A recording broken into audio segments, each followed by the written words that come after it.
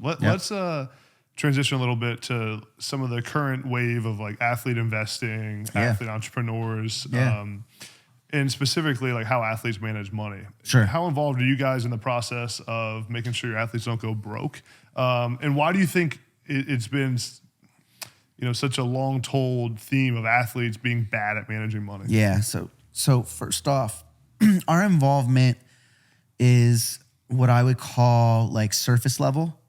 We don't provide financial services at Vayner. Most agencies don't. I believe it should be church and state. And so for the most part, we don't have any partnerships with financial advisors or anything like that. So for the most part, when it comes to like the black and white of creating a budget and things like that, we're not involved. But what I will say, and you kind of alluded to it before, I think a lot of folks, when they decide to come with us, look at my brother and I and what we've accomplished in business.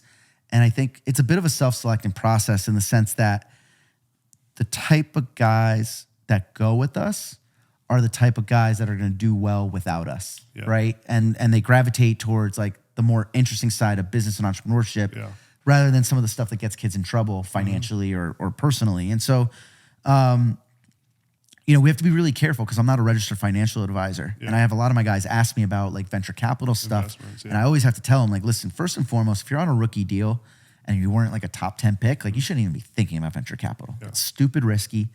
And you just don't have enough money as a second, third, fourth round pick to be kind of spending that kind of like, we'll revisit your second contract type thing.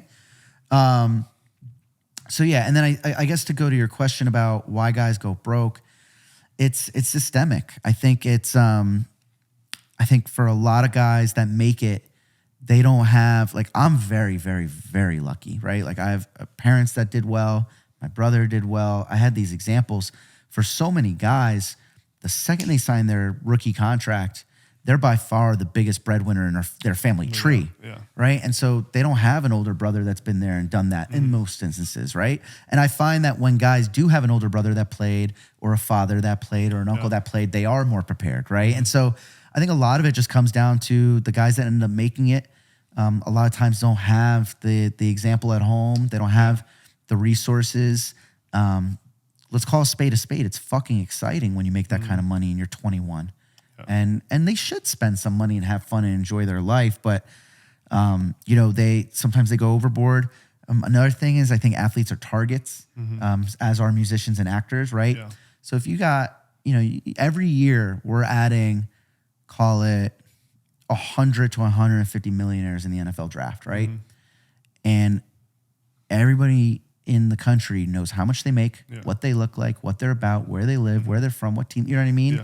Whereas their peers that make the same amount of money working in finance or law, nobody gives a shit about a lawyer walking down the street. They're not approaching that lawyer for a business deal in the sense. So I just think it's a tough situation. And then there's like the keeping up with the Joneses aspect. And there's a lot of factors that go into it.